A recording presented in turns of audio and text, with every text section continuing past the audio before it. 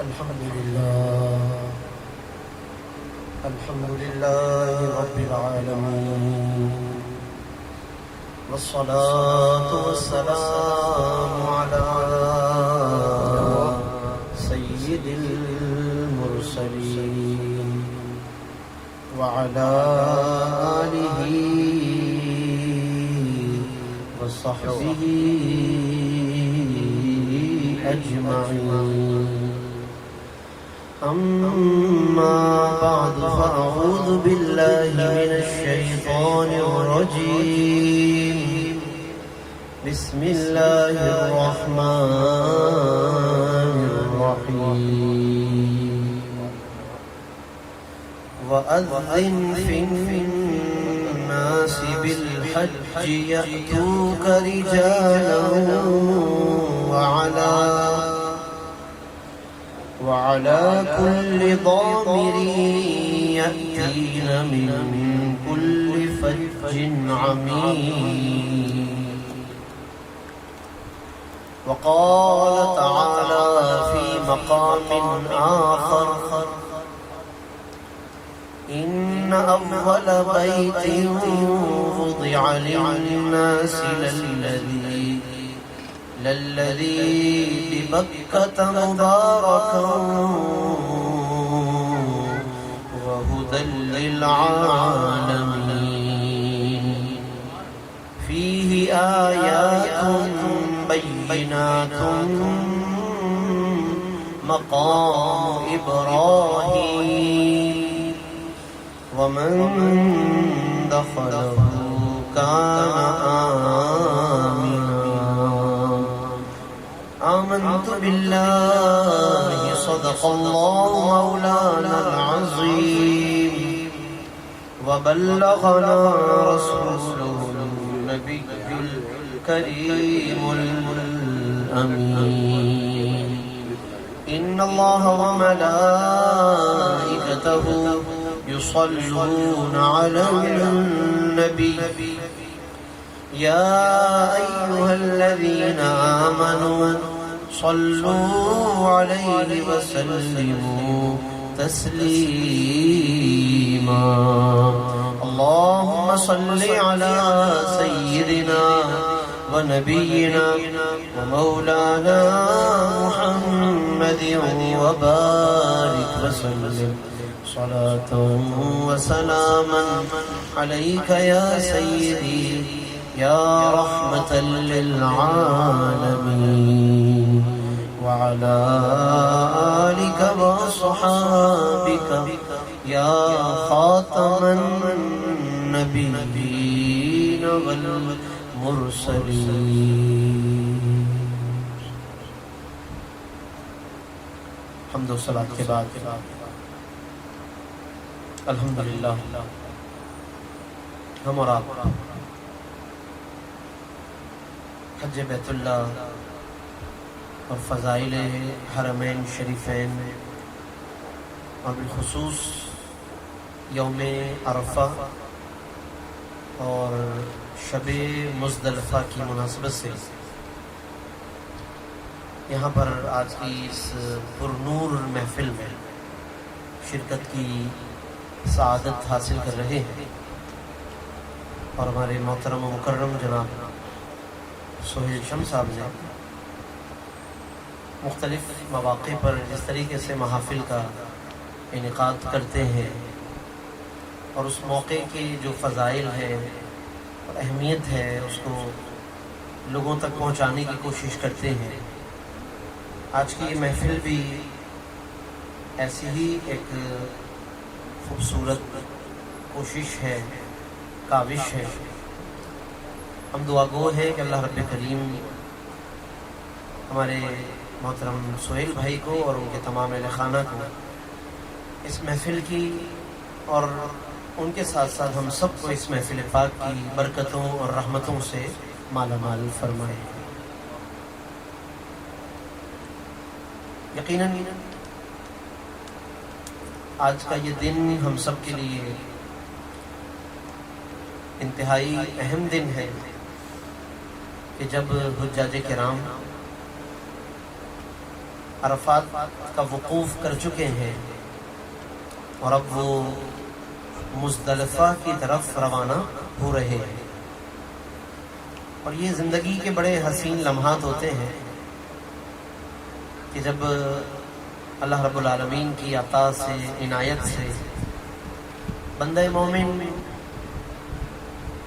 حرمین شریفین کی سرزمین پر پہنچتا ہے اور خصوصاً حج بیت اللہ کے لیے پہنچتا ہے، کیونکہ حج کے جو ارکان ہیں، مناسک ہیں، وہ خود حرم شریف سے باہر نکل کر ادا کیے جاتے ہیں۔ بے شک عمرے کی ادائیگی ہم میں سے بہت سے لوگ کرتے رہتے ہیں، لیکن اگر عمرے کے افعال پر غور کریں تو وہ تمام افعال حرم شریف کے اندر ہی اندر ہے۔ اس کے مقابلے میں جو حج بیت اللہ ہے، وہ جب حج کرنے والا اس کو ادا کرتا ہے، وہاں پہنچتا ہے اور وہ اس تجربے سے گزرتا ہے، اور میں کہتا ہوں کہ وہ صرف تجربہ نہیں بلکہ واللہ کہ وہ روحانی تجربہ ہے۔ ہم بہت سے تجربے دنیا میں کرتے ہیں، لیکن روحانی تجربے کی بات سب سے الگ ہے۔ اور واقعی جب وہ حج کرنے والا حرم کی حدود سے پھر نکل کر منا میں جاتا ہے، عرفات میں پہنچتا ہے، مزدلفہ میں پہنچتا ہے اور پھر منا میں لوٹتا ہے، اور اتنے بڑے ہجوم کے ساتھ وہ ایک جگہ سے دوسری جگہ تیزی سے وہ موو کرتا ہے، پھر وہ تمام لوگوں کے ساتھ مل جل کر کبھی زمین پہ بیٹھ کر کھلے آسمان تلے بغیر کسی ظاہری زیب و زینت اور آسائش کے سادہ سے دو چادروں میں سب کے سب یک زباں ہو کر اور وہ سب کے ساتھ مل کر اللہ کو پکارتا ہے، اللہ سے دعائیں کرتا ہے، اور یوں سمجھ لیں کہ پھر وہاں زبان خاموش ہو جاتی ہے اور آنکھیں آنسوؤں کے ساتھ اس کے جذبات کی ترجمانی کر رہی ہوتی ہے۔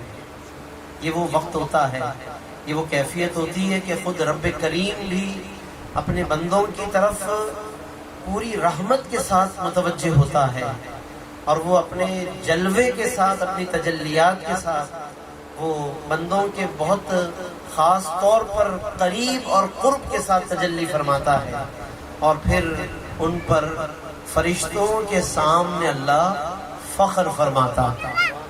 فرشتوں کے سامنے اللہ اپنے ان حاجیوں پر، ان بندوں پر فخر فرماتا ہے، اور اللہ رب العالمین ان بندوں کے لیے مغفرت کا اعلان فرماتا ہے۔ حضرین محترم، اب حجاج کرام وقوف عرفات کے بعد یقیناً مزدلفہ کی طرف رواں دواں ہوں گے۔ شب مزدلفہ بھی یقیناً اللہ کے قرب کے لیے بہت حسین موقع ہے۔ جنہوں نے حج کیا ہے وہ بخوبی جانتے ہیں کہ ان کھلے میدانوں میں کتنی کشش ہے، اور کیسا جناب وہاں اللہ کا قرب محسوس ہوتا ہے۔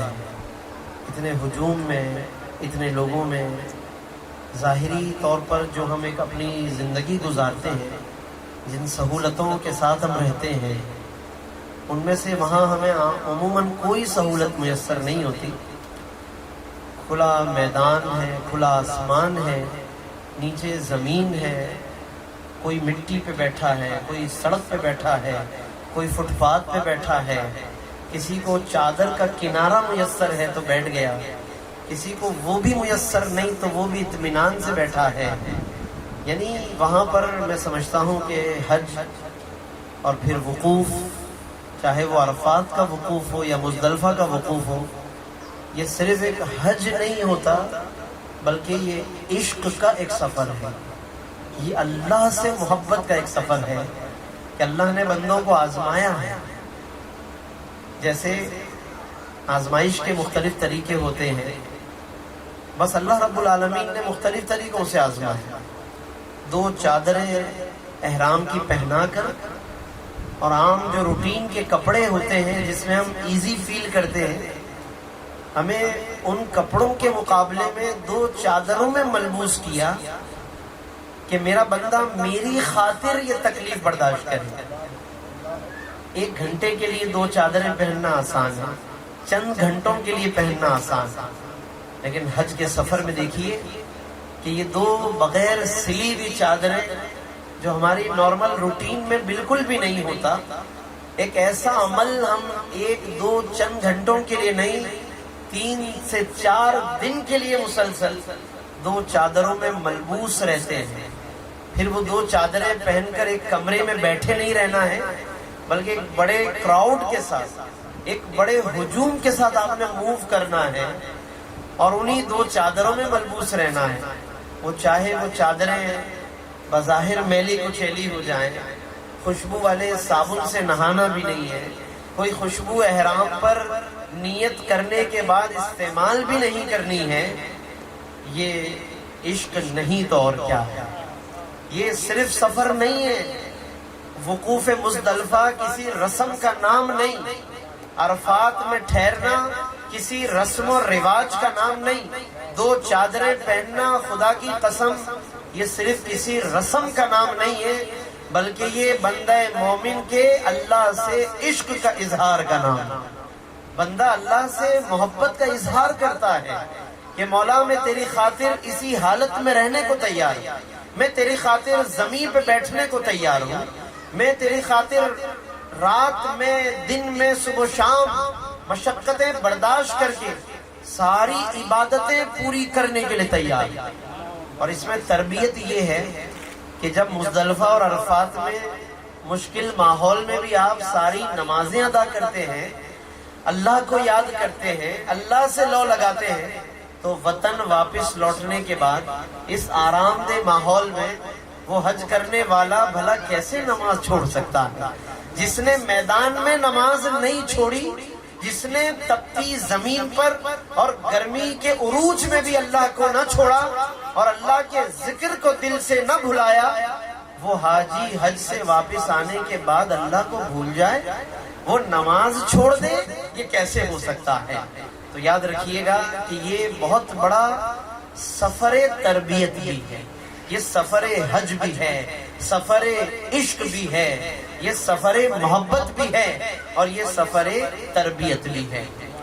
اب آئیے ذرا پہلے اس آیت مبارکہ کی طرف کہ جس آیت میں اللہ نے حرم کا ذکر فرمایا اور اس کی بنیادی تاریخ کا اللہ نے ذکر فرمایا، تاکہ بات وہاں سے ہمیں سمجھ بھی آ جائے. اور پھر حرم میں جو فضیلت کی چیزیں ہیں، کعبے میں جو فضیلت کی چیزیں ہیں، اللہ نے حرم کو جن فضیلتوں سے معمور کیا، ان فضیلتوں سے بھی ہم فیضیاب ہو جائیں اور اس کو سن کر اس کی چاشنی اور اس کی حلاوت ہمیں محسوس ہو. کیا فرمایا قرآن مجید میں اللہ رب العالمین نے؟ حضرت ابراہیم سے فرمایا جب انہوں نے خانہ کعبہ کو تعمیر کر لیا، حضرت ابراہیم نے اپنے بیٹے حضرت اسماعیل کے ساتھ مل کر خانہ کعبہ کی دیواروں کو بلند فرمایا. یہ خانہ کعبہ سب سے پہلے فرشتوں نے تعمیر کیا جب حضرت آدم علیہ السلام زمین پر آئے. انہوں نے جب زمین پر آئے تو اللہ کی بارگاہ میں عرض کیا کہ مولا میں جب تک آسمانوں میں تھا تو میں بیت المعمور کو دیکھتا تھا، بیت المعمور کا طواف کرتا تھا، فرشتے بھی وہاں کا طواف کرتے ہیں. کہا جاتا ہے کہ خانہ کعبہ کی سیدھ میں آسمانوں میں ایک جگہ ہے، وہاں فرشتے طواف کرتے ہیں، زمین پہ انسان طواف کرتے ہیں، اس کی سیدھ میں جو جگہ ہے آسمانوں میں اس کو بیت المعمور کہتے ہیں، اس کا طواف فرشتے کیا کرتے ہیں. حضرت آدم جب زمین پر آئے اور انہوں نے کمی محسوس کی کہ یہاں بھی کوئی جگہ ایسی ہونی چاہیے کہ یہاں پر بھی میں طواف کروں، تو پھر اللہ رب العالمین نے جبریل امین کو بھیجا اور اس کے بعد پھر حضرت آدم علیہ السلام کو وہ لے کر گئے فرشتوں کے ساتھ، اور پھر وہاں پر خانہ کعبہ کو جو آج جگہ ہے، جس جگہ خانہ کعبہ ہے وہاں پر وہ خانہ کعبہ سب سے پہلے یہ تعمیر کیا گیا. حضرت آدم علیہ السلام نے وہ کعبے کو تعمیر فرمایا، پھر وہاں پر وہ طواف کعبہ شروع ہوا، حضرت آدم نے طواف فرمایا.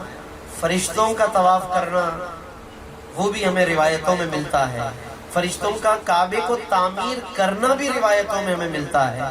پھر اس کے بعد حضرت نوح علیہ السلام کے زمانے میں جب طوفان آیا جس کو طوفان نوح کہتے ہیں، تو کہا جاتا ہے کہ خانہ کعبہ کی دیواریں اس طوفان میں کچھ ڈھہ گئی اور بظاہر خانہ کعبہ کا ظاہری کوئی نشان نہ رہا. تو جب وہ طوفان بھی گزر گیا تو پھر بعد میں حضرت ابراہیم علیہ السلام کے زمانے میں اللہ رب العالمین نے انہیں کعبے کی تعمیر اور انہی بنیادوں کو بلند کرنے کا حکم فرمایا. اس لیے حضرت ابراہیم علیہ السلام کے لیے جو لفظ آئے قرآن میں وہ تعمیر کے لفظ نہیں ہیں بلکہ بلند کرنے کے الفاظ ہیں.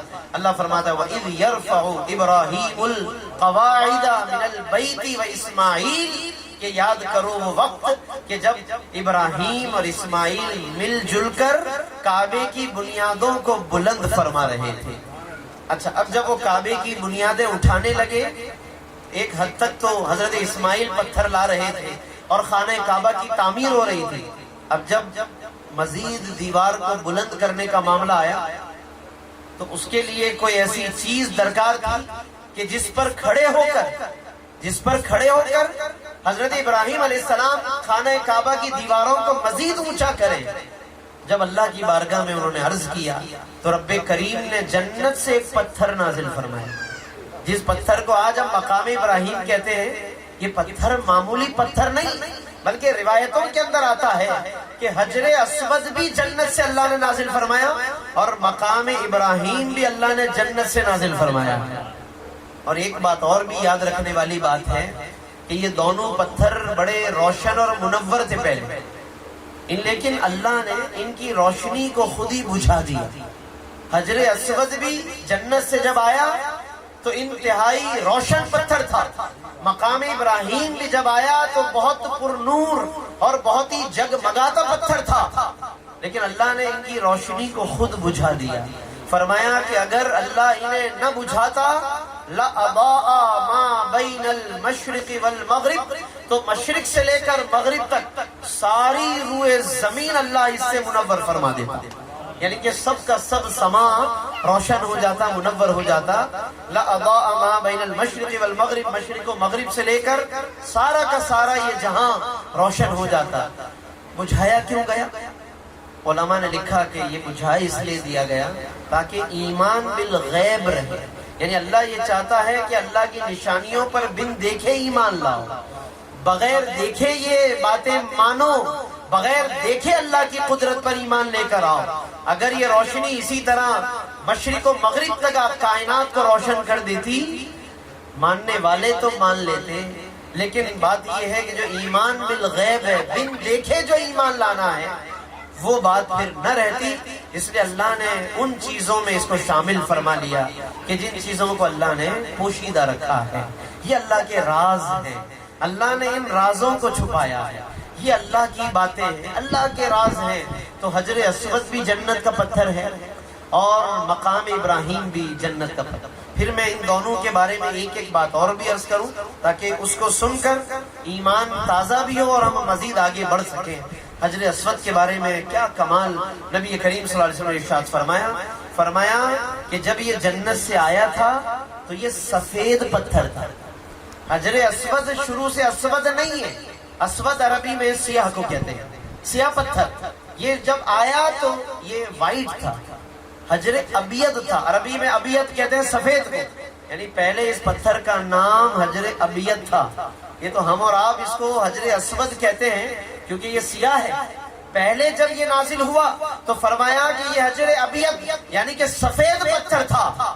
تو سیاہ کیسے ہوا؟ میرے آقا فرماتے ہیں سودتہ خطایا بنی آدم، بنی آدم کی خطاؤں نے اس پتھر کو سیاہ کر دیا. بنی آدم نے، یعنی یہ جو سیاہی ہے یہ ہمارے گناہوں کی سیاہی ہے.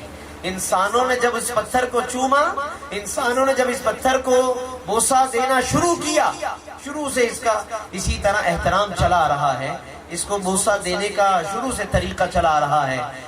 فرمایا کہ بنی آدم کی خطاؤں نے اسے سیاہ کر دیا ہے. اسی لیے کہا جاتا ہے کہ یہ مقام رونے کا مقام. جب حجر اسود کے پاس جانے کا موقع ملے، بغیر کسی کو تکلیف دیے، کوشش کر کے حتی الامکان بغیر کسی کو دھکا دیے، بغیر کسی کو اذیت دیے، ورنہ اگر اذیت کا اندیشہ ہو، کسی کو تکلیف پہنچنے کا اندیشہ ہو، تو پھر بوسہ دینے کے بجائے ہمارے دین نے اس کا ایک اور آلٹرنیٹ ہمیں دیا ہے، اور وہ ہے ہاتھوں کے اشارے سے استلام کر لیجئے۔ آپ اس کے بے شک قریب نہ جائیے، اور وہ تمام لوگ کہ جو دور سے زیارت کرتے ہیں، قریب نہیں جا پاتے، دل میں حسرت لے کر واپس آ جاتے ہیں، علماء نے فرمایا کہ وہ دور سے ہاتھوں کے اشارے سے حجر اسود پر جب استلام کر لیتے ہیں، اللہ انہیں بوسہ دینے کا ثواب عطا فرما دیتا ہے۔ یہ اللہ کی شان ہے۔ لہذا جب وہاں کا جانا اور حاضر ہونا نصیب ہو جائے تو فرمایا کہ یہ رونے کا مقام، آنسو بہانے کا مقام ہے، کیونکہ بنی آدم کی خطاؤں نے اس پتھر کو سیاہ کر دیا۔ اور بہرحال ابھی جو کلام پڑھا گیا، ہمارے حافظ صاحب نے قبلہ نے کلام پیش کیا، تو اس میں شاعر نے اس حجر اسود کا خاص طور پر ذکر فرمایا۔ شاعر نے کہا کہ بھیجا ہے جنت سے تجھ کو خدا نے، یہ پتھر جنتی پتھر ہے، فرمایا کہ بھیجا ہے جنت سے تجھ کو خدا نے، اور چوما ہے تجھ کو میرے مصطفیٰ نے۔ اللہ اللہ، یہ دو بڑی نسبتیں اس پتھر کو حاصل ہیں کہ بھیجا اللہ نے جنت سے، اور آقا نے اپنے لبہائے مبارک رکھ کر اس پتھر کو بوسہ عطا فرما دیا۔ یہ اس پتھر کی معراج ہے کہ صاحب معراج نے اسے بوسہ عطا فرمایا ہے۔ تو فرما دے کہ بھیجا ہے جنت سے تجھ کو خدا نے، اور چوما ہے تجھ کو میرے مصطفیٰ نے، اے حجر اسود تیرا مقدر، اللہ اکبر اللہ اکبر۔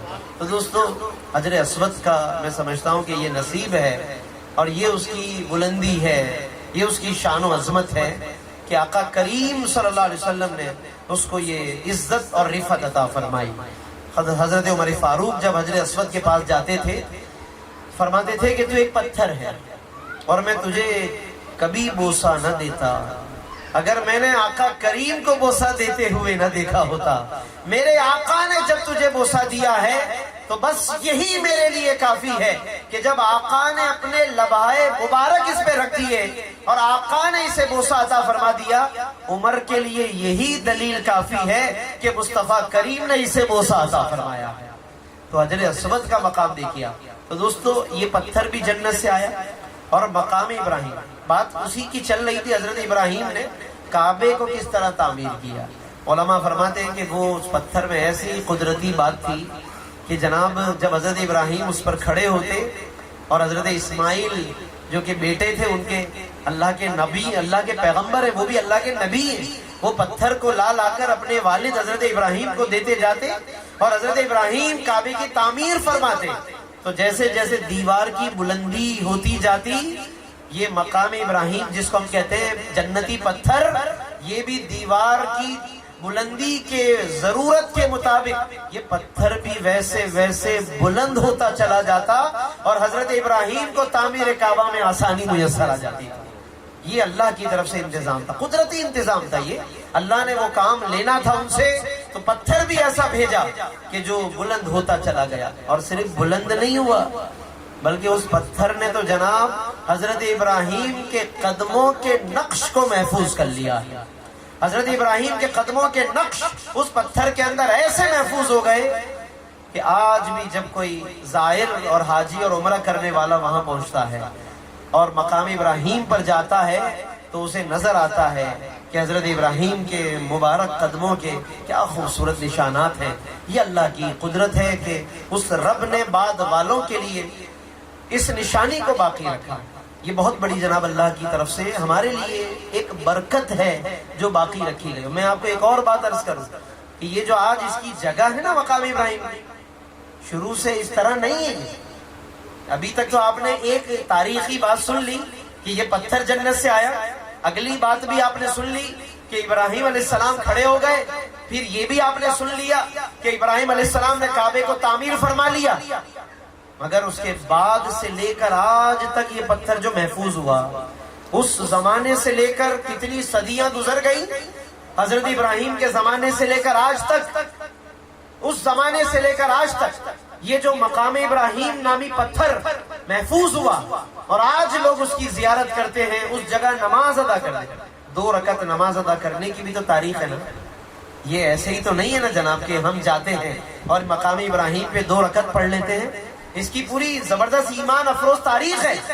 اور پھر وہ تاریخ جڑ جاتی ہے حضرت فاروق اعظم رضی اللہ عنہ کے ساتھ. حضرت عمر فاروق حضور کی بارگاہ میں ایک دن حاضر ہوئے. ان کے دل میں خیال آیا کہ یا رسول اللہ، کیوں نہ ہم مقام ابراہیم، یہ پتھر ہے جو خانہ کعبہ میں کہیں نہ کہیں رکھا رہتا ہے، اگر یا رسول اللہ آپ فرمائیں تو اس کو ایک جگہ پر مقرر کر دیا جائے اور وہاں پر ہم 2 رکعت نفل ادا کیا کریں. یہ حضرت عمر فاروق باقاعدہ گزارش بھی کر رہے ہیں، درخواست بھی کر رہے ہیں اور نفل پڑھنے کی اجازت بھی مانگ رہے ہیں نبی کریم صلی اللہ علیہ وسلم. کیونکہ صحابہ حضور کی اجازت سے ایک ایک عمل انجام دیا کرتے تھے. حضرت عمر فاروق تو جب عمرے پہ بھی جاتے تھے نا تو آقا کی اجازت سے جایا کرتے تھے. مدینے سے جب عمر فاروق سفر عمرہ کرتے تھے تو آقا کی بارگاہ میں حاضر ہوتے، یا رسول اللہ میں عمرے پہ جانا چاہتا ہوں، اگر آپ اجازت عطا فرمائیں.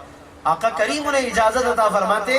پھر حضرت عمر فاروق رضی اللہ تعالیٰ عنہ نے سفر عمرہ بھی فرمایا ہے. تو بہرحال یہ حضرت عمر فاروق نے عرض کیا کہ یا رسول اللہ اگر آپ اجازت دیں تو اس کو ایک جگہ پر مقام ابراہیم کو مقرر کر دیں اور 2 رکعت نماز ادا کیا کریں. حضور علیہ السلام نے ابھی کوئی جواب ارشاد نہیں فرمایا تھا اور حضور چاہتے تھے کہ انتظار میں کروں تاکہ اللہ کی طرف سے حکم آ جائے.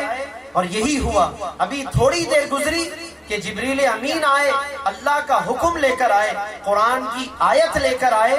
اور وہ آیت یہ تھی کہ اللہ نے فرمایا پہلے پارے میں، اللہ نے فرمایا وَاتَّخِذُوا مِن مَقَامِ إِبْرَاهِيمَ مُصَلَّى، اے لوگو مقام ابراہیم کو نماز پڑھنے کی جگہ بنا لیجیے. دیکھیے آپ، حضرت عمر فاروق نے گزارش کی، انہوں نے درخواست پیش کی، اللہ نے قرآن مجید میں ان کی تائید فرمائی، ان کی بات کو اللہ نے خود ثابت فرما دیا، مقرر فرما دیا، اور اللہ نے ہمیشہ کے لیے مقام ابراہیم کو نماز کی جگہ بنا لی. اس لیے علماء فرماتے ہیں کہ اب جب تک مقام ابراہیم پر نماز پڑھی جائے گی، عمرہ کرنے والا جب جب طواف سے فارغ ہو کر 2 رکعت نفل ادا کرے گا، جب جب حاجی حج کر کے طواف کر کے مقام ابراہیم پر 2 رکعت نماز ادا کرتا رہے گا، اس حاجی کو تو ثواب بعد میں ملے گا، پہلے ان نوافل کا ثواب اللہ رب العالمین حضرت عمر فاروق کو عطا فرمائے. کیونکہ انہوں نے بارگاہ رسالت میں نیکی کی بات عرض کی اور ان کے کہنے پر اللہ نے ہمیشہ کے لیے مقام ابراہیم کو ہمارے لیے نماز کی جگہ بنا لیا. لیکن ایک شرعی مسئلہ بھی یہاں پہ یاد رکھیے کہ اگر مقام ابراہیم پر جگہ نہ ملے تو پھر کہیں بھی نماز، نوافل طواف، جو طواف کے 2 نفل ہیں وہ پورے حرم میں پھر کہیں بھی ادا کر سکتے ہیں. بہت سے حاجی اس بات کو جب نہیں جانتے تو پھر وہ مقام ابراہیم پر اتنا رش لگا دیتے ہیں، وہ یہ سن کر آتے ہیں کہ ہم نے مقام ابراہیم پر ہی نماز ادا کر لی، طواف کے نفل وہیں پڑھنے ہیں، جس کی وجہ سے پھر اس قدر رش ہو جاتا ہے کہ پھر وہ بات تکلیف تک چلی جاتی ہے. تو بہرحال یہ شرعی مسئلہ بھی یاد رکھیے کہ اگر جگہ مل جائے تو ٹھیک ہے، بالکل وہاں ملے یا اس سے پیچھے یا اس سے پیچھے، جہاں بھی جگہ ملے. اور اگر پوری مقام ابراہیم کی جگہ پہ نماز پڑھنے کی جگہ نہ مل سکے تو پھر پورے حرم میں کہیں بھی ادا کر لیں، اللہ مقام ابراہیم پر پڑھنے کا ثواب عطا فرمائے. کیا مقام ہے جناب، مقام ابراہیم کا ثواب بھی کیا کہنا. تو دیکھیے حضرت ابراہیم علیہ السلام نے یہ خانہ کعبہ کو تعمیر کیا.